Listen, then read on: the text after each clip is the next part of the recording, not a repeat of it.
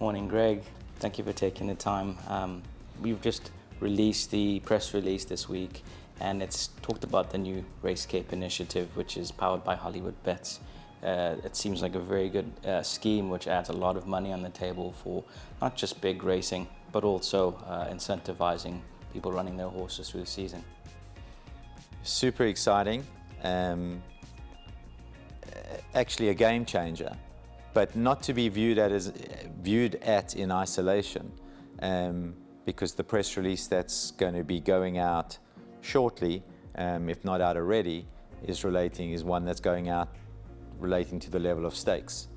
And the RaceCape Initiative, which I think is very innovative and a game changer for the Cape, put that hand in hand with increased stake levels, which we are very pleased to announce today, is truly weaponizing the Cape to be the all-powerful destination for racing in South Africa. We really, really, really believe that. So if you think about what RaceCape is, it is incentives for trainers to run their horses. It is incentives for owners to run their horses. It is incentives for owners and trainers based elsewhere in the country to come to the Cape. And which I think is a very well thought out, innovative scheme. But that's really only as good. Having that scheme in place while racing for 55 million in stakes over a year wouldn't really move the needle. However, when you twin that with significant increases in stakes, which would make the Cape an attractive place to be even before a Cape race, a RaceCape Initiative. Now that is powerful. So, and the announcement that came out regarding stakes is that you are seeing stakes increase no less than 35% over the year. So from, let's call it 55 million in the year ended July 31 of 2022, for the 12-month period thereafter, that's going up to no less than 75 million. A massive change. You're going to see races at levels not seen in a very long time in the Cape. You are going to see during the summer season, for example, there are no races that are less than 100,000 Rand a race. So take the RaceCape Initiative, combine that with the significant stakes increases, and I mean, we are expecting a big inflood of horses into the province. We are expecting horses that are currently in the province but spending perhaps too much time in their boxes or in the paddocks to make it onto our wonderful racetracks. The new festival concept is really cool. It brings a lot of key races on key days and allows people to actually know that the season is here and incentivizes them to race in the season. But also you've added value onto the out-of-season context. Just talk to us about how that came about and what's the strategic intent on that. Well, festivals have been used successfully throughout the world, haven't been used much in the Cape. That was a big focus of ours in terms of really internationalizing Cape racing. We are aware of how wonderful the Cape season is from a tourist perspective, and there's no reason why the racing season is not as wonderful and shouldn't be attracting both regular visitors and those interested in horse racing to the Cape. Our season obviously is defined as the summer season, which we regard as November 1 to February 28. So, and you know the races that we have and the big races we have during that period of time. In our season, there are 22 race days. Of those 22 race days, I believe it is 9 of them which have been designated as festival race days.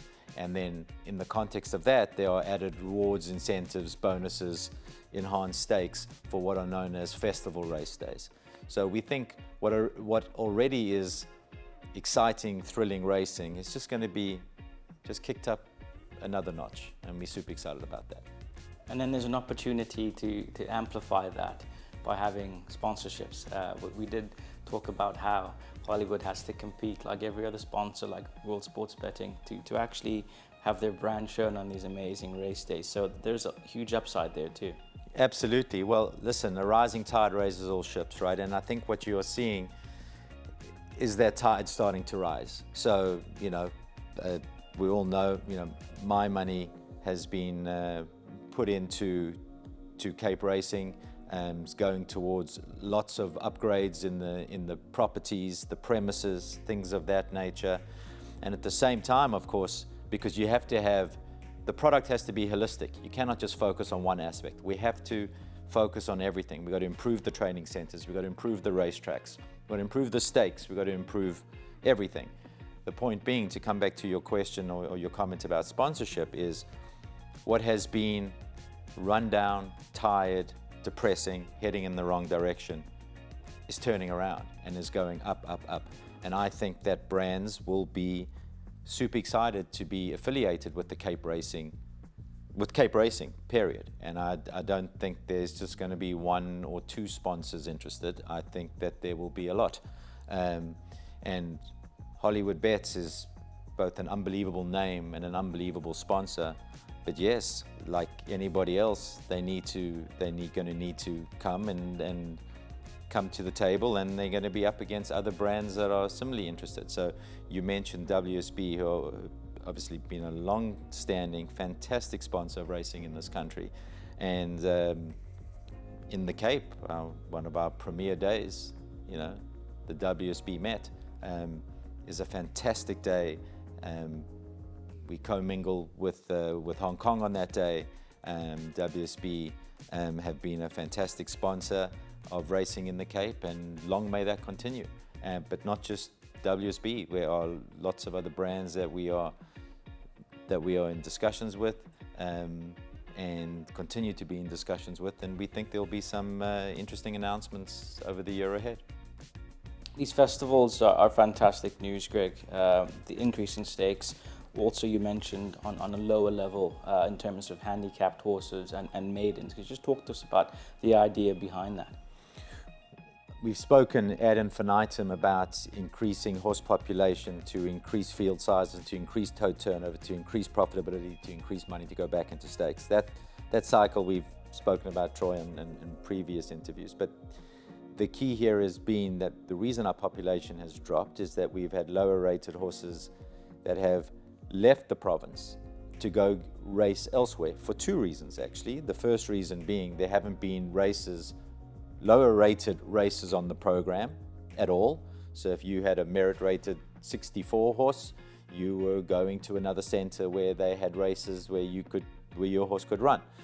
The other reason, sadly, has been that the stakes in the Cape have been the lowest. So you would actually rather go to another center to race your maiden, because you could earn a lot more money racing for a maiden somewhere else than you could racing for a maiden in the Cape. Well, no more.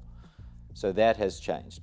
So I think it's twofold. Number one, you get the benefit of staying in the Cape and getting the benefits of the RaceCape Initiative and all that comes with it. There will be races for you to run and incentives for you to run in them, before we get to the fact that, well, the stakes are going to be no lower than anywhere else. In fact, invariably they'll wind up being a little higher. So we think we cater for horses of all strengths. You will race for highly paid maidens. You will race for highly paid Group 1s and everything in between.